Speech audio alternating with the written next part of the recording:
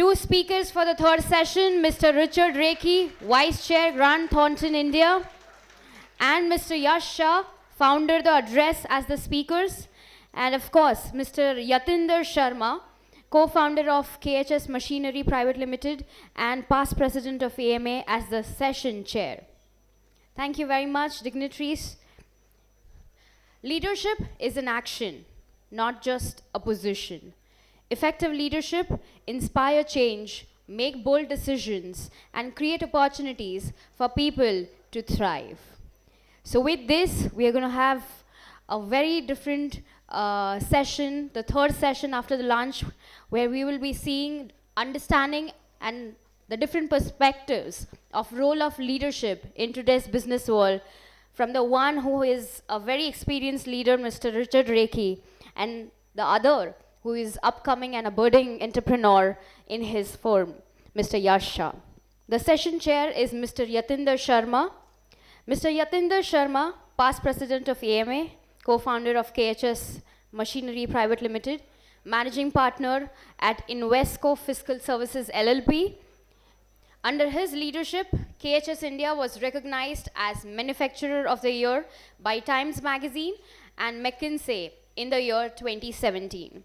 Actively engaged in industrial policy and development, he has also collaborations with AMA, GCCI, CII Western Region, and the government of Gujarat. So with this, I request the session chair, Mr. Yatindra Sharma, to please take forward the session and introduce the two speakers for the session, Shaping India's Future Role of Leadership. Thank you. Good afternoon. The response is not so good. I think, good afternoon. Good afternoon. Yeah, that's like it. We are starting a session after sumptuous lunch. So it is a challenge for us to keep you engaged, interested, and in next 1 hour, we will keep you meaningfully engaged, and I'm sure that my panel partners are going to make it absolutely interesting. So thank you very much. The session for our panel discussion is Shaping India's Future, Role of Leadership. It's a very wide canvas what we are going to visit together and bring out some of the very important thoughts, ideas, which may be absolutely relevant in current times.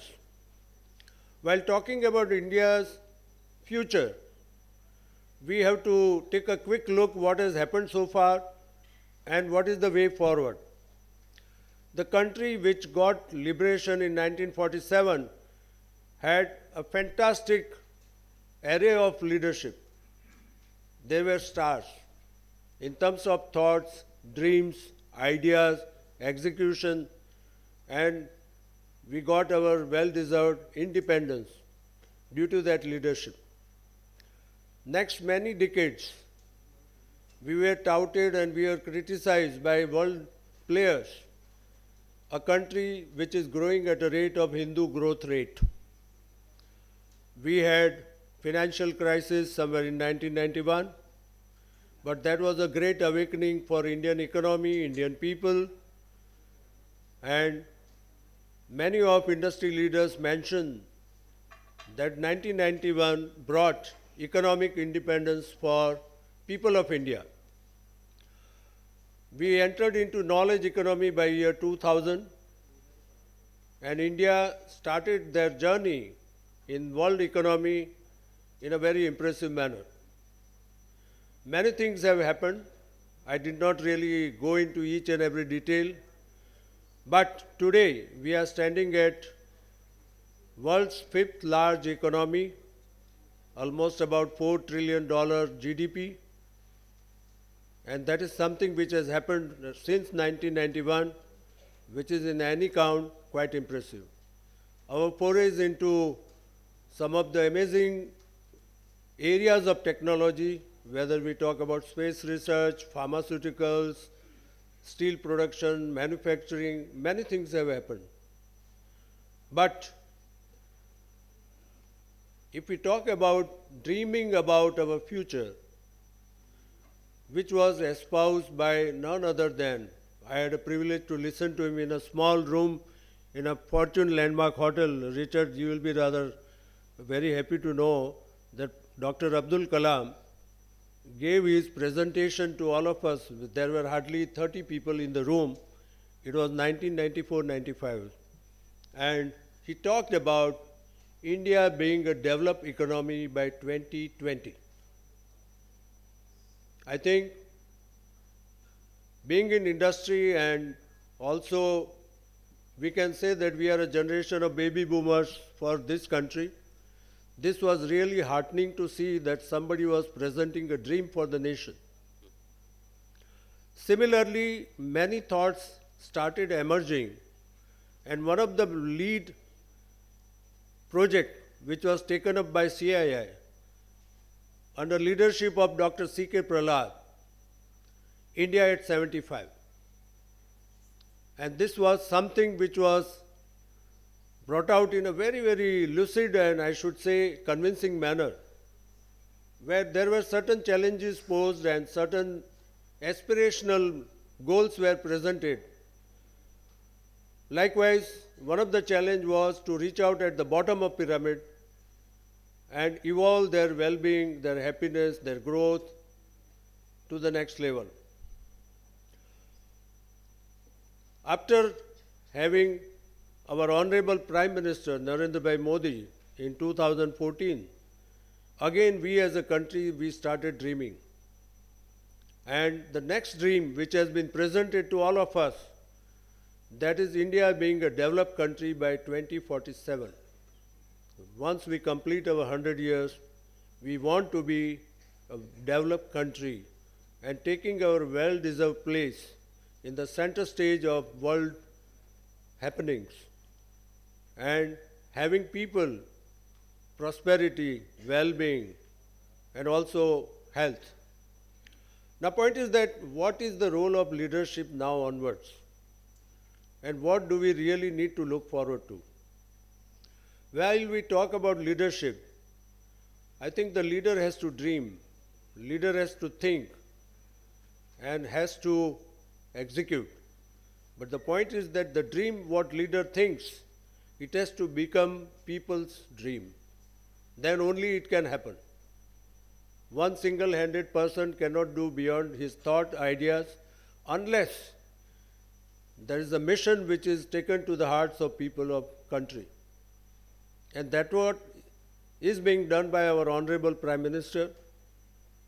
One of the remarkable things which was seen while Chandrayaan-2 mission failed, he went and encouraged the entire team of our ISRO scientists that there is a next level to be achieved. Don't be disappointed. I think that was a huge support to our scientist community. And what we saw a success in our Chandrayaan-3 project. For the first time in the world, there was moon landing on the south pole of moon. So point is that extraordinary things can be achieved with ordinary people, with a dynamic visionary leader. That's it, period. Now, for next decades to come, what kind of leadership we are looking at? Are we looking at leaders only in politics? Or we are looking at leaders in business? We are looking at leaders in education, health sector, everywhere. And that is what we are going to delve upon in next 1 hour. And I am really happy to share with you that we have two eminent panelists who are going to share their thoughts, which are going to be very, very useful and excellent takeaways for us. I would like to introduce my friend, Mr. Richard Rekhy, who is Vice Chairman of Grant Thornton. Welcome, Richard.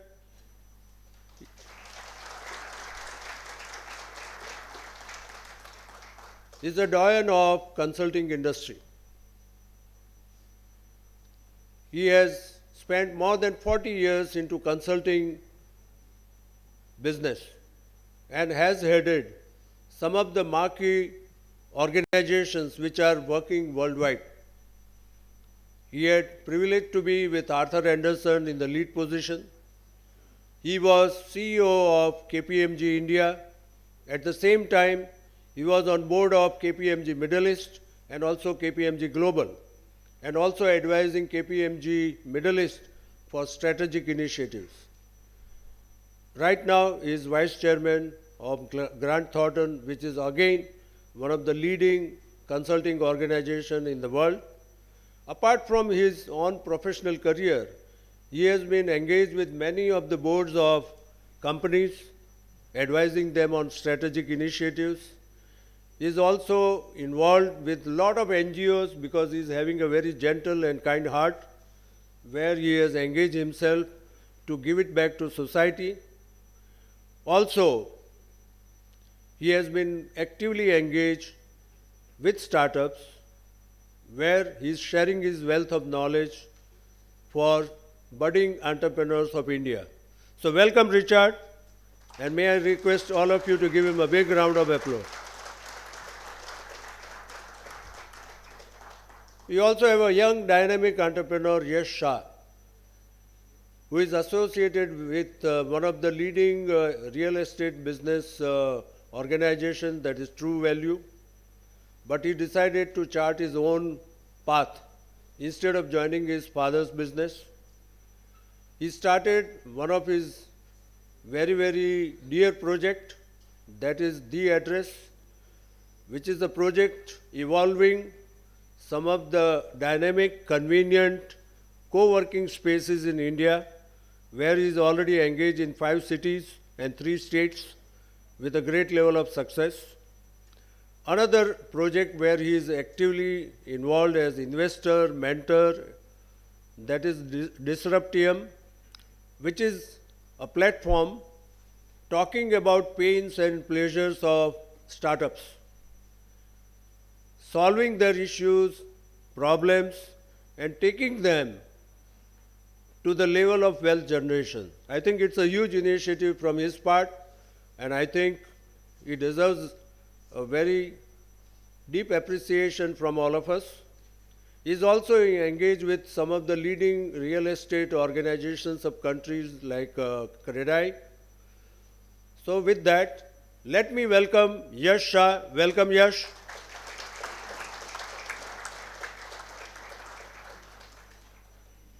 The structure of our discussion is like this, that I would request Richard and Yash to share their views first. Then I'm going to pose certain questions as per the flow, and then we'll have question and answer session. Thank you. Thank you very much.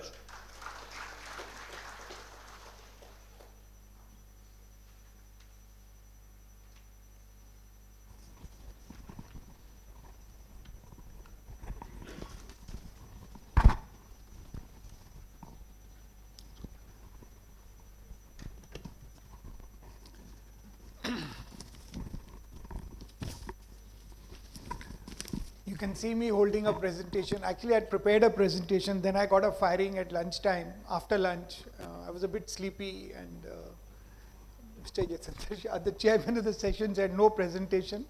We have to do Q&A, and we have to see what the audience wants. I completely agree with him. So I'm going to take bits and pieces of my presentation that I had prepared and share it with you all. But first of all, I want to thank IMA. I want to thank Ahmedabad Management Association for inviting me and giving me this opportunity to come and talk with you. The greatest thrill that I get is when I come and talk to youngsters. So it is not what I can give, is what I can get. And while I was running KPMG, while I was running the firm in India, I used to always meet the youngest people who used to come and join our organization to understand what's happening on the ground. It was literally a reverse mentoring kind of. I used to learn a lot. And a lot of my policies, or a lot of things that I did in the firm came from those interactions. And so I think all of you sitting here have got a wealth of knowledge. Don't be shy about it. Give it up. Give it back to the world, and give it confidently. The one point I want to start my session by, because in the earlier session I've been sitting here since morning. Let me make one thing very clear out here. You can be who you are. Perception is reality. whether you like it or not. If you don't work on your perception, that's the reality and it's over. So don't come and say, nahi, wo to perception hai logo ka, it's okay, but that's what's reality. I also want to introduce one thing to you which I learned very late in my life, and I don't want you guys to learn it too late in your life, is the 5-ball theory. In our life, all of us are juggling 5 balls at the same time. One is family, friends, your spirituality, health. And your 5th ball is your job. The first 4 balls, family, health, spirituality, health, are glass balls. If they fall, they break. And when they break, you know what happens. You can never get it back in the same shape. The job is a rubber ball, it keeps bouncing. Doesn't make a difference, it keeps bouncing. But what we do, we focus on the rubber ball. We don't focus on the glass balls. So I want you, many youngsters sitting in this audience, I would just say, focus on the glass balls. They are going to take you far in life. You've got to be a balanced human being. I don't think I'm a balanced human being because I put so much into my work. So I thought this is something I must share, as some of you may go for your first job, some students sitting here who are going to look for it. And the one thing I will tell, because youngsters are sitting here, and for everybody, it's all of us, few things that I learned in my life across was, never sell anything that you would not buy. Never sell anything that you would not buy. Because who are you trying to fool? You try to fool the world will come back to fool you. So, and nothing goes too far. You know, they say that, deceit, lies, that can take you to some places, but it's not going to take you far. It'll take you up to a particular point and you'll collapse. The second thing I learned was life is a circle. Everything that goes up comes down. If you respect the people on the way up, they will respect you on your way down. You want to know the respect you have of people? Strip your titles and go back to that organization, you'll know the respect, but it'll be too late at that time. So I'm telling you now, when you lead your life, as you're going up, always look behind your shoulders, somebody you've left behind because you're smarter, you're moved ahead. You never know. In another organization, they may be your boss.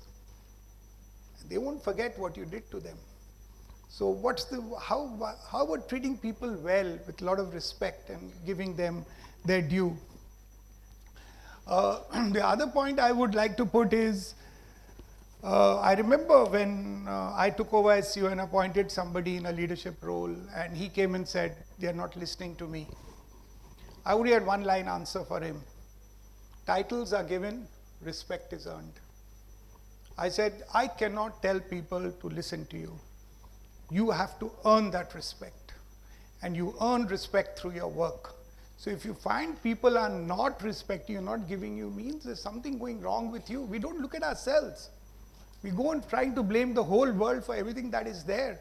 Look at yourself. I'll tell you the biggest learnings that I've got in my life is a series of failures, completely. And I learned the maximum at that time. I never knew the reservoir of talent that was there within me. Once I was put on a stage without even knowing the topic, and I was told to go and speak in front of a large audience. That's the time I realized I could speak. Till then I didn't know that I could even talk to an audience and be able to motivate, or So these are talents.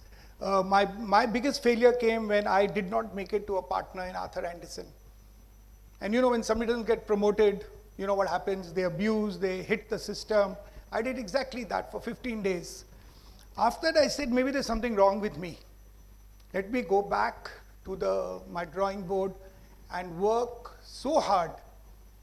And I decided in my mind that I'm going to make it to partner next year, and I'll resign on the next day. But I will make it to partner out here. That was the determination I had, and I worked so hard. I didn't know when it was morning, when it was night, what it was. But to be fair to that firm, they made me a partner, and 1 year later, they gave me 5 times the promotion. People who had made it 6 years back, they put me back on that same level. And they wrote a note to me saying, we hope we repose the faith in you. So the point is, we should not go looking for rewards all the time. The point I'm trying to tell you, there'll be times when things are not going to work out for you. Let it be, let it move on. But I think we need to see how we deal with these situations and challenges we get. And you know, when I look at somebody with a, like some, you know, the thought came up in the earlier sessions, global mindset. And we've got some entrepreneurs sitting here who have got this global mindset, who want to go out into the world. And the fact that I was lucky to work in global consulting firms, and I've seen the world and everything else, seen enough of it to tell you India's got the best talent. And I have made so even at KPMG, we used to have this delivery center. They used to call it low-cost delivery center. I said, no, it is the talent hub which you're going to give for KPMG. It's not a low-cost delivery center. We got the best talent here. In fact, if you don't use this talent, it's your own peril. So you decide what you want to do. So we should be proud of who we are. Man to man, I was just on a board of a company, Australian company, the biggest bank of Australia, Commonwealth Bank of Australia, and the global CEO had come down. I told him, you know, so I said, what do you think of the talent in India? He's saying, person to person, they are better than the Australians. And I would rather use this talent than the talent in my own country. This is coming from an Australian, not coming from an Indian. So if you go around the world, you will keep hearing all this. So I don't want to this thing. But, you know, there were 4 leaders. 4 leaders. The CEO of Arthur Andersen, Leo Spasik, Gus Levy, the CEO of Goldman Sachs, David Ogilvy of the famous Ogilvy, and who was Marvin Bower, who was the CEO of McKinsey. Marvin Bower did not form McKinsey. McKinsey was formed by Mr. McKinsey. It was not a consulting firm, it was an accounting firm. Marvin Bower came and changed it. Leo Spasik did not form Arthur Andersen. Arthur Andersen formed by Mr. Arthur Andersen. And it was a small firm. He was very clear that he used to be losing more clients than he got because he was so strict. And he was so strict on his values and everything else. Anybody did wrong, out of the office. So, I mean, he was no more a client. So, Leo Spasik is the guy who built. These 4 people in the 1950s used to meet at the Constitutional Club. 4 of the biggest leaders of the biggest services firm in the world. Even today, each of these, I mean, Anderson collapsed and died. But if you take Goldman Sachs, you take Ogilvy Mather, now as it's called, and this one, McKinsey, they are still top of the consulting line. And so these people used to meet and say, how do we become global? They were not competitors in that sense, and they learned from each other who was going to become global, how do we become global, what are the good things you are doing, and they learned. So I'm just saying leaders can meet, and this one picture of them sitting on a bench in that club was worth $1 million for me, because I'm from the profession. When I saw that picture, I said, this is the picture which is going to remain with me for a lifetime. But I just thought I'd share with you to tell you how leaders, how great organizations get built, and how do they, move on. So the other big thing on leadership, which in today's time, leaders need to be passionate. And as leaders, you need to put out a message to your people. You know, somebody asked a question, how do you motivate your team? You know, the team is not working. I don't know whether the gentleman is still here. You are there. How the team is not working. I'll only give you one answer to this. Leaders, people do not know the difference between a leader, a boss, and a manager. Manager executes what you tell him. Him means, when I say him, please, it's everybody. So manager executes the job given to them. A leader inspires. He motivates, and he carries the team to the vision which they have, whoever they may be, male or female. And they need to put that vision out. And a lot of it comes from how you lead your own life. and what is the message you give up when you go on that stage. And I keep saying, and if I keep saying that, oh, may I believe in, see, the guy who says he believes in values, he's got no values. I'm sorry, I'm making a statement, but it's not for everybody. There'll be a lot of people who have values, and we'll talk about it. So if you got values, live it. What do you tell somebody? If you love your mother, do you take a camera and go and take a picture? No. So what you do, you just do it for the sake, because what you believe in. And I think living the values, people think values are put on screensavers. We used to have these big cafeterias in KPMG, wahan dal do. What difference? Nothing happens. I remember when we launched Higher Purpose in KPMG, I was part of the global team which put together the Higher Purpose for KPMG. You know what Higher Purpose is? Anybody knows here what Higher Purpose is? So Higher Purpose is just tell me when to stop, otherwise pura session chala jayega. So you please tell me. So the Higher Purpose is when you find out what is the why of your life. Why do I go to office? Why do I do this work? Why am I studying in this college? Why have I come for this meeting? Why am I wasting my whole day out here? The question that you'll ask yourself, if tomorrow you or your organization disappears from the face of this earth, will the world miss anything? If your answer is no, then you know you're leading a useless life. Go back to the drawing board and change it. And that can only come if you are in the service of people. And the one example I want to give you, which has ranked in my head so much that it's remained forever with me, it can get a little emotional at times. Today I'm not going to make it emotional, but it is about the attack on the Taj. When the general manager of that hotel, the terrorist attack, Karambir Singh Kang, can never forget that name in my life, he enters the hotel. In a little while, terrorists have already taken over the hotel. Finds out in some time his entire family is wiped out. His 2 sons and wife dead. Calls up his mother and says, I've lost the family. You know what she tells him? Stay on, save as many lives as possible. That day in the Taj Hotel, what happened and what Karambir Singh Kang did was a higher purpose, a purpose beyond what. When so many people gave their lives for guests they didn't know, they stood as shields, took the bullets on themselves and let the guest escape.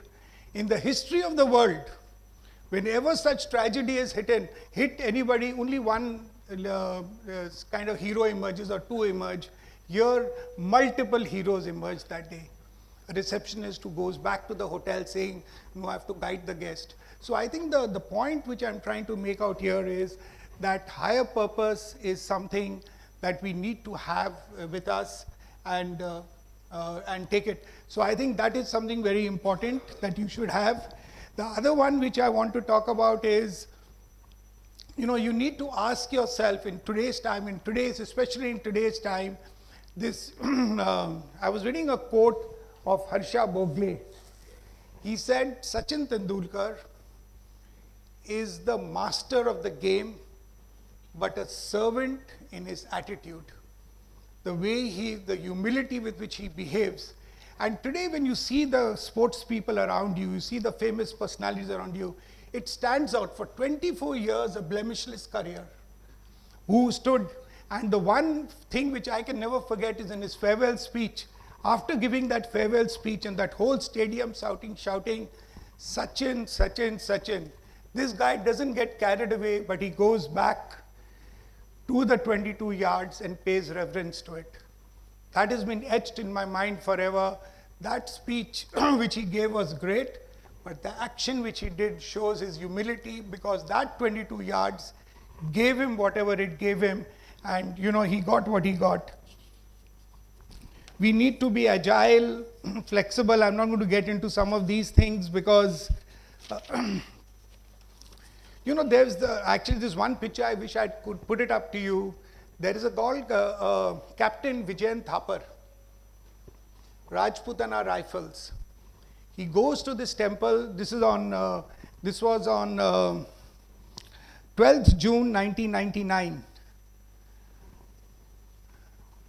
They knew, the entire platoon, the entire team that he was leading knew at that moment when they went to the temple to pray, they were going out to acquire or to take charge or capture back Tololing Pass. And just for everybody's, this thing, that pass changed the entire Kargil war. That changed the Kargil war taking over. At that time, the entire battalion behind him knew that there was 10% chance that they would survive. So there is this picture of them at the temple, the entire team. Next morning, only 2 return, out of which one is Vijayan Thapar. And he dies. He went on the 29th to take another unit, and because he saw that the Pakistanis were all over, he didn't want to risk his troops, so he went in as the leader, got killed. When his people saw him getting killed, they went and took over the pass. That motivated them to such an extent. So the point I'm trying to say is sports and this thing show. And then the other one which I want to give, one other example, in 1996 when Nelson Mandela became the president of South Africa, apartheid South Africa, only whites were there. The blacks said, oh, finally you got a black guy out there. And there was riots all over the country. The only way he could get the riots back was to win the Rugby World Cup, which was being played. And they had no chance. Okay, I'll finish with this story. The only chance they could get was win that Rugby World Cup. He goes to the captain of the South African team. And there is this picture. Actually, I've had the opportunity of listening to that captain. He came live to a KPMG event and spoke to us about that incident, about that whole thing with Nelson Mandela. And his girlfriend asked him, so what did the president ask you? He said he didn't say anything. But his eyes told me he wants us to win the cup. And I'm not going to go the whole story. They were motivated through an inspirational leader who stood beside this team, went to their practice sessions, gave them that poem which he used. It's called Invictus, but the poem is not Invictus. It is something else. But he gave them that poem and he said, this made me survive. You read this poem and you'll all. And he was there on the final day wearing the jersey number 6, which the captain wore, the green jersey. He was there supporting the team. They won the World Cup against All Blacks, the New Zealand team. And if you know the All Black story, they never lose.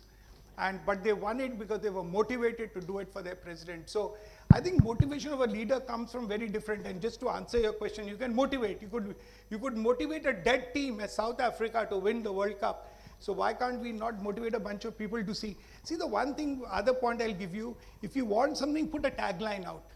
People go behind a tagline. You know, you put one vision statement, it should be short, catchy, and people will go after it. You want something, move that across. I did it when I joined KPMG and I became the CEO.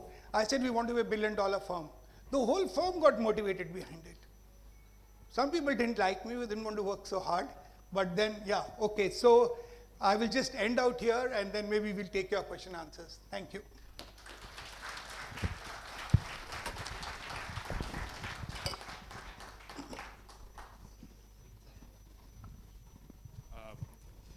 Thank you, sir. I think that the audience would want to have gotten more of you, but I'll take my sweet 10 minutes. First of all, I'd like to introduce myself. My name is Yash. Mr. Sharma did a great job introducing me, but I run a firm called The Address. We are co-working and managed office space operators running in about 10 cities, about 7 different states. I also run a startup incubation company, which funds as well as mentors various startups. At the same time, we've been doing luxury concierge services. And I think today, yesterday while I was told that I should be speaking on leadership, I was thinking as to what I'm going to go out there and speak about. And I think you gave a brilliant example. I was just asked to stand in front of an audience and they said, go speak. So I think I want to do that.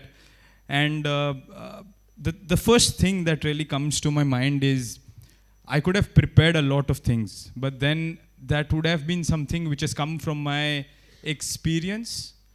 And I'd be just coming out here, probably telling a story or two or repeating something that came out of the back of my mind, something which was a scripture and just gone about it. But then I really thought to myself, I would want to go out there and speak about what really leadership is like.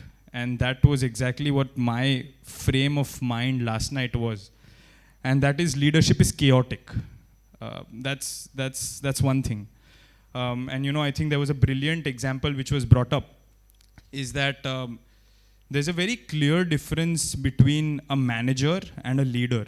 And we did our company retreat very recently, which was last month from 6th to 9th February. And this was the first time when we had almost about 150 people from my organization come together. And they had various questions, because this was the first time somebody from Chennai was meeting somebody from Ahmedabad, and somebody from Ahmedabad was meeting somebody from Indore, so on and so forth. And they were as excited as they were. They said that, sir, you are 29 years old, and why should we be listening to you, or why should we be following anything that you say? And I said, this is probably the best question I've ever gotten till date, is because there is only one answer to this, and that answer has really led me to starting an organization of my own, is that I do not wish on intending you as to what you need to do. The salary that you get, or the amount that you get, is for everything that I'm telling you what needs to be done for. The effort and your mind space that you invest beyond what has been told to you is where you bring in your leadership. And I'm going to repeat this one more time, is that no matter anybody over here being employed or salaried, or you're doing something of your own, the biggest part is that we all get paid in some way or the other, and we get paid for something that we know we have to do. What we really learn is after putting our head into it, after what's been told as to what needs to be done. And this, to continue on this example, I've never been a very, any professors out here, or anybody who's with the education background. I have a brilliant story. I was in IIM Bangalore, and there was a great lecture which was going on, and I absolutely loved every bit of it. Right? It was Professor Subramaniam who was giving me one of the best lectures I've learned in my life in economics. And as soon as the lecture was over, I went down to him. I said, "Sir, I've become a fan of you." And then the next lecture, I got back to him and I said, "Sir, I've not been able to sleep since 2 days because I had a question for you." And he's like, "Please go ahead, Yash." And I said, "Sir, you know so much. I cannot even imagine. Why are you not doing it, and why are you not executing yourself?" At that point of time, I don't think he slept for another 2 days. And post that, he got back to me and said that, "This is what I can do. I can probably give you my knowledge. But I don't have it in me to execute that. I don't have it in me to take that risk to get where I have to.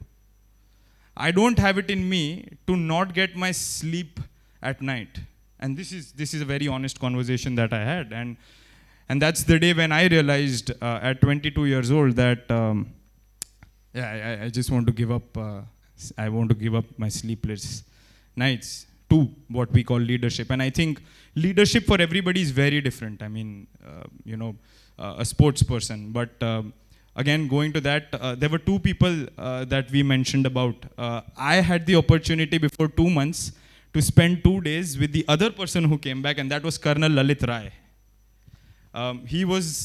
He's the Gurkha rifle that went in first in the 1999 Kargil war. And I think I've never cried as much as I did when I spent 2 days with him, is because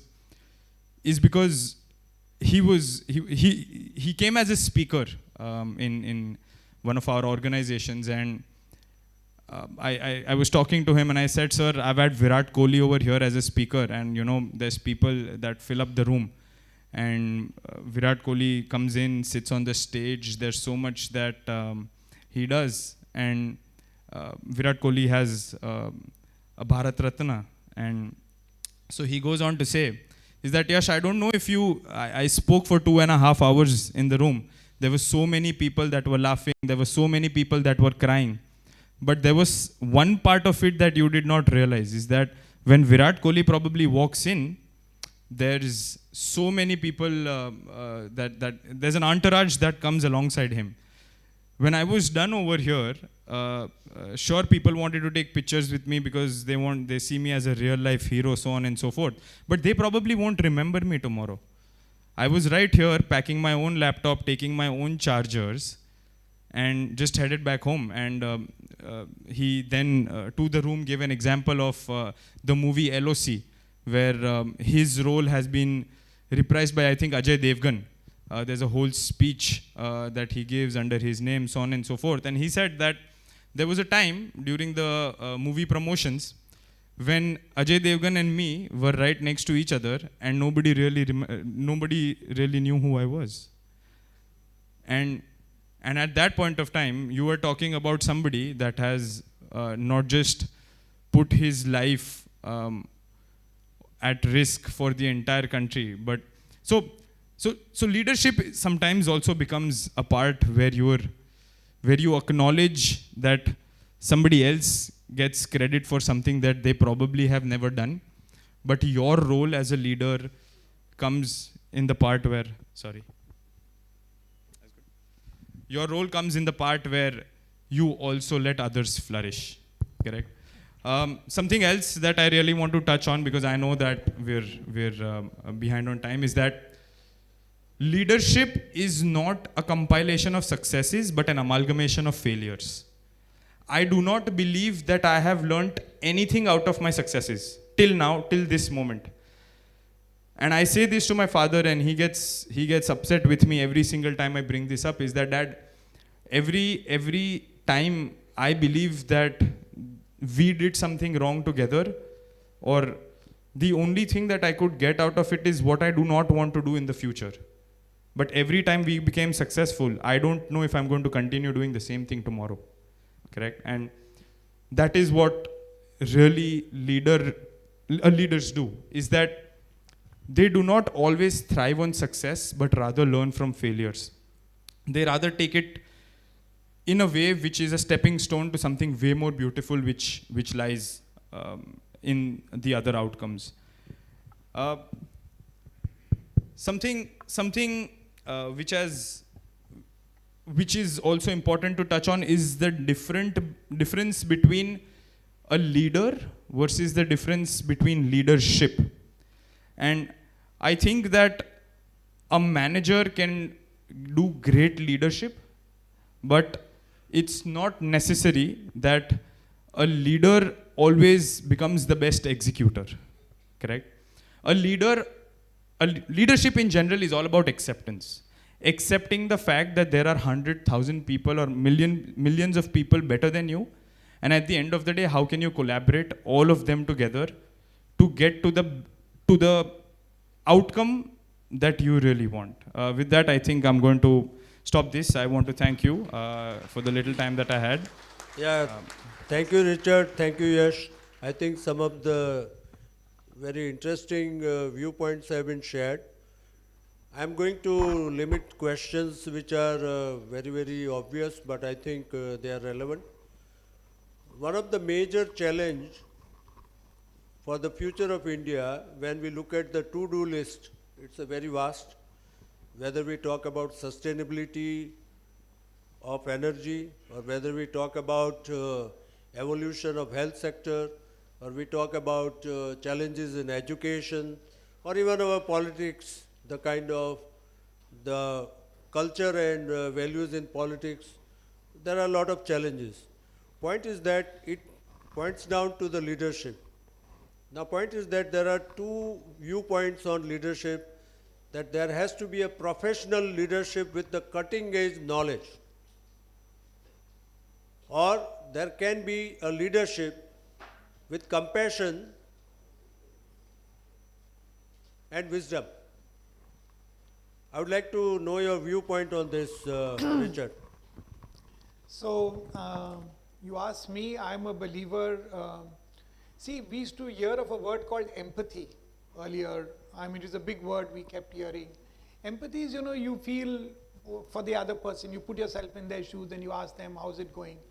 But post-COVID, empathy got into the background and compassion came in. Because it's just empathy. What is compassion? Compassion is empathy in action. So you don't just go and ask a person how he is, but you'll also ask them how you can help them, and you take the step forward. So compassionate servant leadership is the need of the time.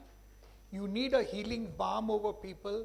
And I think if you get into this servant leadership, I can only tell you one thing, the impact that you will have on people very different, because people are going through enough challenges in their lives. And I think leaders need to be kind, they need to be able to, it's all about well-being, employee well-being. And if you look after your employees are going to look after your company. So if you keep your employees happy, they're going to keep your company doing well. So this is my view on it. Yeah, great. Yash, your viewpoint, please. So I think leadership is something which requires to be changed at every point of time. At a point of time when you really require to be empathetic, you also need to make sure that people don't get the better of you every single time, or do not put it to misuse. At the same time, I think usually all leaders are principally very strong. So when it comes to their own principles, they have a very clear bifurcation. They don't have a thin line. They have a very thick line about what is acceptable versus what is unacceptable, right? And they would always follow that. So I think that something which needs to be tackled with wisdom will be tackled accordingly, and something which needs to be tackled empathetically will be done in a similar way. Yeah, great. I think another major point, that was something which I had a chance to listen to hard talk with our Union Minister Hardeep Puri. And it was a topic which was raised by, in that particular discussion was India to be a developed country by 2047.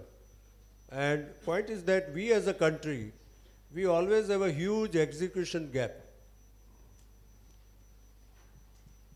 In yesteryears, small successes were considered to be a major media event. If somebody winning a one gold medal at Olympics used to be a kind of, like when P.T. Usha missing medal was being celebrated. Now point is that as a leader and the kind of aspiration what country is having now, being a developed country, how do you look at the complexion of leadership which has to evolve, Richard? So I think it's a very, India's, first let me paint the picture of where India is. India is on the cusp of greatness. They say when an idea whose time has come, nobody can stop it from happening. So India reaching where it can reach or becoming a superpower is bound to happen. Now the question is not will it happen, but when will it happen? But our biggest issue and our biggest challenges, which you yourself have raised, is execution, upskilling of our people, which is very important, and being able to, but the leaders need to, leaders need to be aspirational. They need to drive the nation. And I want to give you one example, while you may not be an India example. When John F. Kennedy decided to put the first man in the moon in the 1960s, the entire America got charged to say that we're going to put the first man on the moon. And when he went to that time, it was not called NASA, it was called the Space Organization. He went there was a lady cleaning the floors, and he asked her, so what are you doing? She said, helping put the first man on the moon. So he got an entire nation charged up to say we want to. Leaders need to be able to motivate the entire people to believe in themselves, believe in their ability, and go and make it happen. But I would say for India to progress, the government needs to get out of the business of business. The regulations need to be much softer. They need to let the businesses grow. And I'm going to stick my neck out here and say, would India be able to, in the current context, ever happen Apple? My answer is no. Because if Steve Jobs was in India, he would have been sitting before regulators, answering questions instead of building his business. Let the people run their businesses, trust the business people, let them run it, and let's not put too much regulation in their head. So this is what my point is. I think it's a very important point, and I think if we don't do it, it will be an opportunity which we will be thinking about only. Yash. Yeah, I think ours is a country which has got a huge execution gap. And point is that we normally end up celebrating more ordinary achievements, and we really do not focus on full execution. As a country, whether we talk about various projects, and point is that the call what we are looking forward as a country, that we want to be a developed country by 2047. In that case, what kind of complexion of leadership we should look at? What kind of leadership has to evolve where this execution gap is addressed fully? So I think when we say that we want to be a developed country by 2047, I think we also need to understand as to what is the definition of a developed country, right? Because I think that if a country lacks basic civic sense, I don't believe we're a developed country. We may have the best infrastructure, we may have everything which is the best, but if we don't have the people we have a lot of people, but if we don't have the people who are going to be working, or who are going to be of the same who are going to be in the same direction as like-minded, I don't think it's going to come through. There's still going to be people who are going to be not obeying the basic, right? The basic civic sense. I think regulatory is, for us to even get to the part which is regulatory, still requires a lot of people to get the basics right? And I think for us, I would believe that we are a developed country if even 70% of the country gets basic civic sense of driving in one lane and letting just the senior citizens and pregnant women go inside or outside of a aircraft or a train first. And I think we first as Indians need to understand the fact as to what really, and I think it starts with us. It starts with the people that are sitting in this room. If we are going to accept every person who is doing whatever they are, and if we are not going to be accountable and responsible for it, why do you expect somebody else to, right? And because I don't believe, it's great to clap, but 80% of us over here would probably not follow it if we were to, correct? We have to be the leaders first to get to a place, and I would say that we do that. We're a developed economy. We'll fight against everybody else. India, we have enough manpower and we have enough brains to go out and do whatever we want to in the world. But let's get this right first. I think another aspirational, I should say, dilemma, while we look at, there are various initiatives which are already going on. Likewise, Prakash Padukone has started OJQ, that is Olympic Gold Quest, where we want our Olympic gold winners more and more from our country in sports. Or if we talk about technology leadership, the leadership challenge today is that we need to make global brands. Today there is not a single consumer product brand which is globally spread out from India. Or if we talk about our products, made in India is a good acceptance, but it is not being considered as an outstanding product. Likewise, if we talk about certain products which are coming out from certain countries, people vouch by it. Point is that if we really want to achieve this kind of aspirational targets, what kind of future leadership we are looking at? Richard, I think your viewpoint will be very important. So I just want to give you two examples here, which is very relevant today. How many of you use ChatGPT? Do you know that ChatGPT could have been an Indian company? Are you aware that this ChatGPT offer Vishal Sikka, when he was the CEO of Infosys, brought it to Infosys? It was a small company at that time to buy it out at 250 million at that time, and the Infosys board rejected it. I'm not going to go into the reasons because there are lots of things in it. I don't want to disclose some internal things, but They rejected that, and ChatGPT is now what it is, and you see where it is gone. The second example I just want to give these missed opportunities. Intel board got the opportunity to create the AI product, which is now become NVIDIA. Okay, it's taken 10, 12 years to build it out, but Intel board rejected it. And if you see at that time, when you see the valuation of Intel, Intel is almost going to wind up. It's just a matter of time before they will wind up. And NVIDIA is today $3 trillion company. I mean, a company which just started few. So I think the question which comes up is we must be able to grab the opportunities when they come. We need to think big. We need to think, you see the biggest problem, I think Yash has raised it, is while he did not say it in those many words, but do we even believe in quality?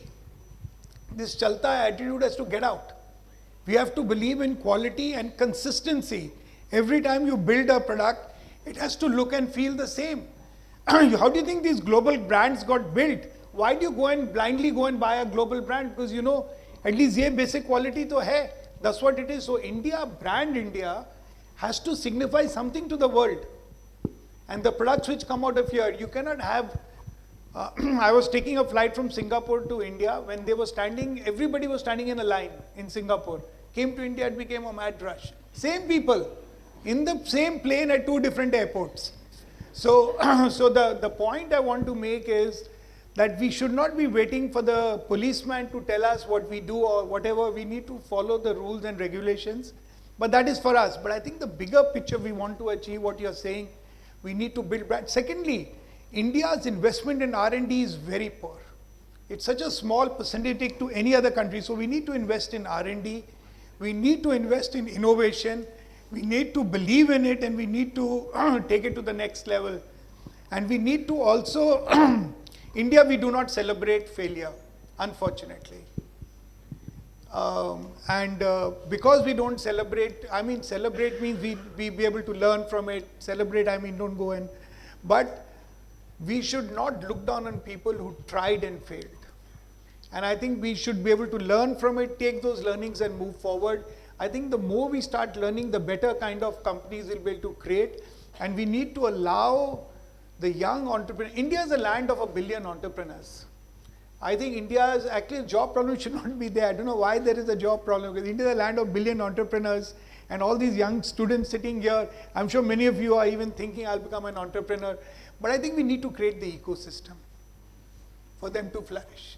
We need to create the ecosystem where they will, and these ecosystems have been well built in the Western world, where the colleges encourage them and do it. So I think we need to move forward. But my view is the India macroeconomic is very strong. It's a large economy, large consumption base, going through some tough times now, but it's not going to last forever. And those kind of things, now the smart entrepreneur or the smart person can take advantage, because people, you always known, great companies emerge out of crisis, so if we can get 7 to 8 or 9 companies of the category of Apple, NVIDIA coming out of India, I think India's global is just not about a wedding brand which you take to the world. I think we need to take some brands out into the market. So I think, yes, I resonate with everything that he said. And to add on, I would want to showcase a very quick difference, is that which is the world's #1 company, of course, based out of the US currently, NVIDIA or Tesla or Apple. Take either of them, correct? You just look at their market cap, and then you pick up our stock exchange, you add together the first 55 companies, right? You would make a total of these 55 companies and you put up the first company over there. That's the difference between the two economies. But now, when we go back to that, I would say that an Apple, correct? We talked about make in India, so on and so forth. Apple does not make in the US. All they say is designed in California, correct? They've done absolutely nothing in the US. They took people from somewhere else to manufacture it. They put up a manufacturing unit. All they did was think. And then they executed everything elsewhere. And that's where we are lacking. We become a little too emotional sometimes, and we become a little too practical.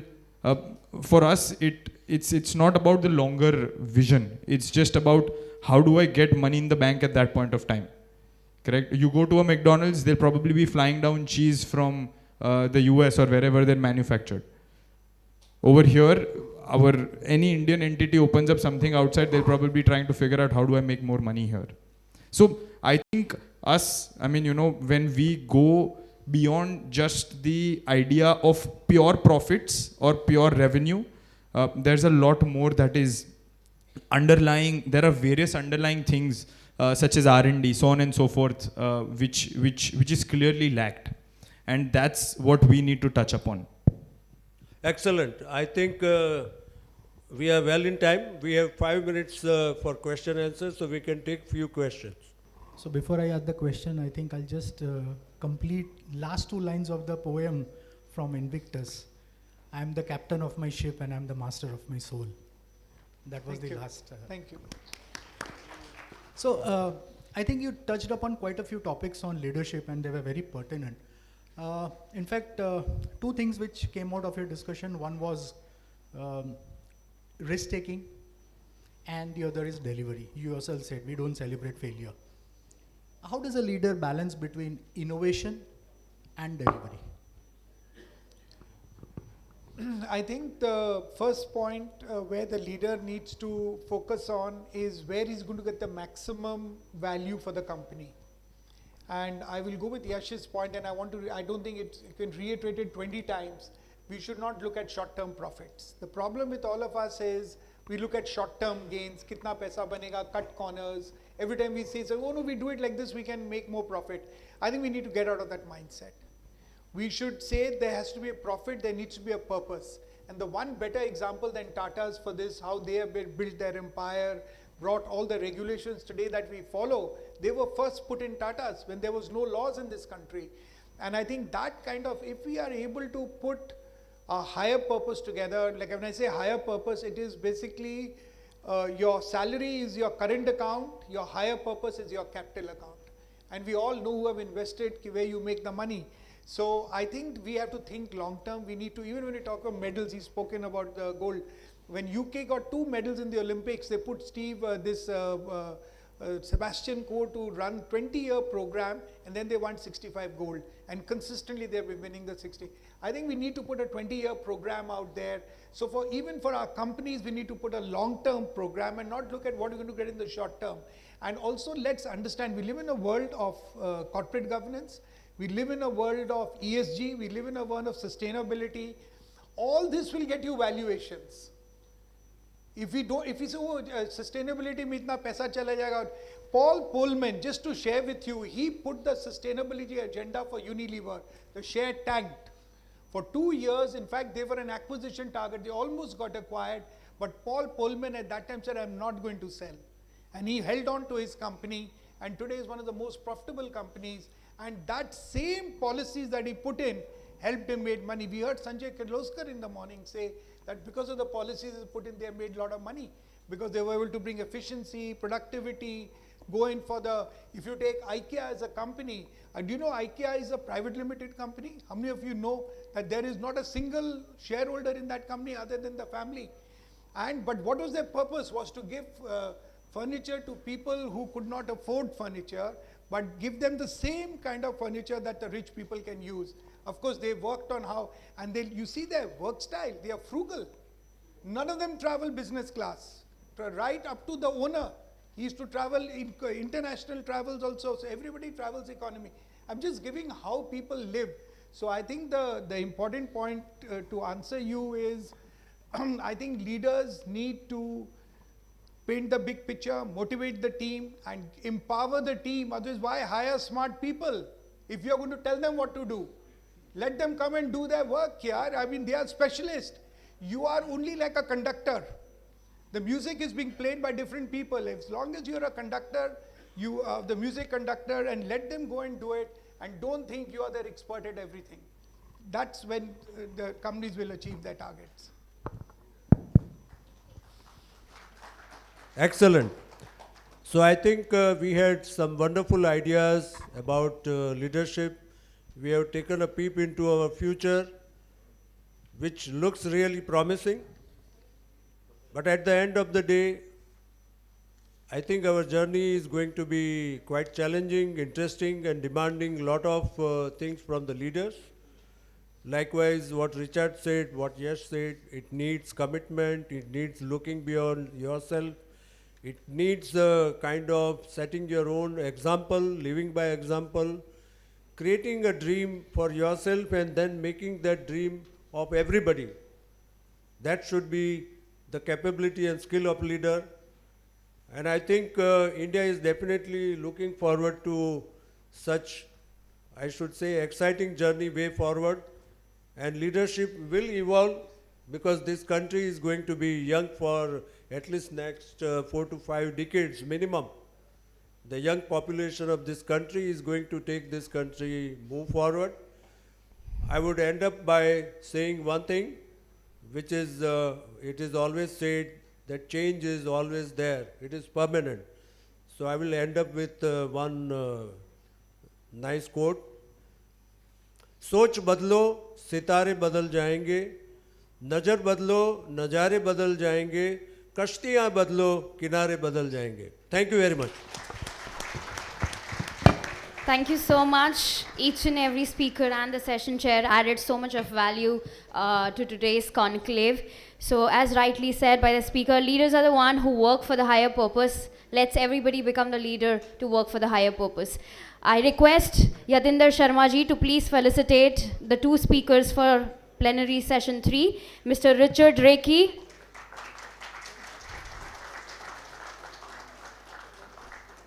and Mr. Yash Shah.